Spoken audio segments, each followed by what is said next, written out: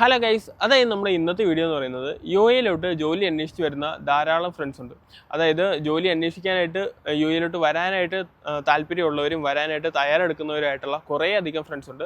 അവർക്കെല്ലാം ഉള്ളൊരു ഡൗട്ടാണ്, അതായത് ഈ ജൂൺ ജൂലൈ മാസങ്ങളിൽ യു എയിലോട്ട് വരുവാന്നുണ്ടെങ്കിൽ ഇപ്പോൾ റിക്രൂട്ട്മെൻറ്റും കാര്യങ്ങളൊക്കെ നടക്കുന്നുണ്ടോ, ഇവർ ഈ സമയത്ത് വിസിറ്റിംഗ് വിസയൊക്കെ എടുത്ത് വരുവാന്നുണ്ടെങ്കിൽ ഇവർക്ക് ജോലിയും കാര്യങ്ങളൊക്കെ ലഭിക്കുമോ, അങ്ങനെയുള്ള കുറേ അധികം ഡൗട്ടുകളും കാര്യങ്ങളൊക്കെ ഉണ്ട്. അതിനെക്കുറിച്ചാണ് നമ്മുടെ ഇന്നത്തെ വീഡിയോ. അപ്പോൾ നമുക്ക് നേരെ വീഡിയോ ഇടുക. അപ്പോൾ ഗൈസ്, നമുക്ക് ആദ്യത്തെ പോയിന്റിൽ നിന്ന് തന്നെ തുടങ്ങാം. അതായത് ജൂൺ ജൂലൈ മാസങ്ങളിൽ യു എയിൽ റിക്രൂട്ട്മെന്റ് ഉണ്ടോ ഇല്ലയോ എന്നുള്ളത്.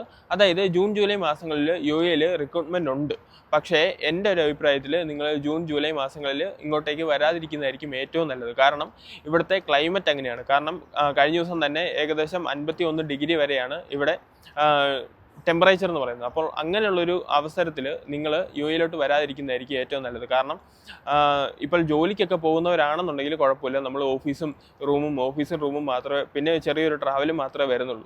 പക്ഷേ നമ്മൾ ജോലിയൊക്കെ അന്വേഷിച്ച് വരുന്നവരാണെന്നുണ്ടെങ്കിൽ നിങ്ങൾക്ക് ധാരാളം ട്രാവൽ, അതായത് യു എയിലൂടെ തന്നെ ധാരാളം ട്രാവലും കാര്യങ്ങളൊക്കെ ചെയ്യേണ്ടതായിട്ട് വരും. അപ്പോൾ അങ്ങനെയാണെന്നുണ്ടെങ്കിൽ വളരെയധികം സ്ട്രഗിൾ നമ്മൾ ഫേസ് ചെയ്യേണ്ടതായിട്ട് വരും.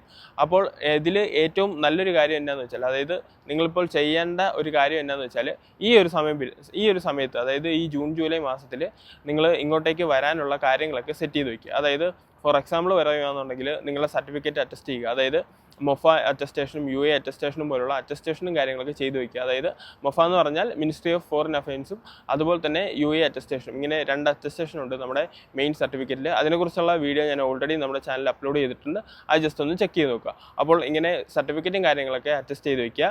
പിന്നെ ഇങ്ങോട്ടേക്ക് വരാനുള്ള സാധനങ്ങളും അതുപോലെ തന്നെ ബേസിക് തിങ്സും കാര്യങ്ങളെല്ലാം തന്നെ വാങ്ങി വയ്ക്കുക.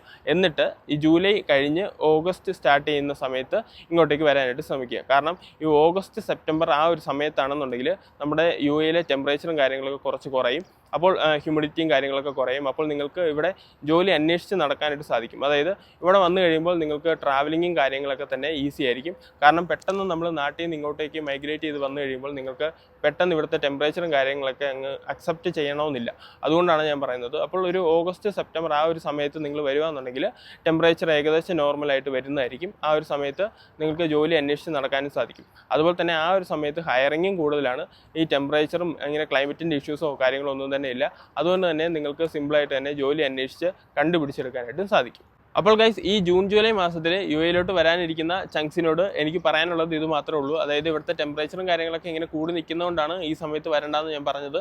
അതായത് വിസിറ്റിംഗ് വിസ എടുത്ത് യു എയിൽ വന്ന് ജോബ് അന്വേഷിക്കാനാണ് നിങ്ങളുടെ പ്ലാൻ എന്നുണ്ടെങ്കിൽ നിങ്ങൾ ഈ സമയത്ത് വരണ്ട. അതിൽ ഏറ്റവും നല്ലത് ഓഗസ്റ്റ് സെപ്റ്റംബർ മാസമായിരിക്കും. അതല്ല, നിങ്ങൾക്ക് ജോലിയൊക്കെ സെറ്റ് ആയെന്നുണ്ടെങ്കിൽ നിങ്ങൾക്ക് ധൈര്യമായിട്ട് വരാം, അങ്ങനെ കുഴപ്പങ്ങളൊന്നുമില്ല.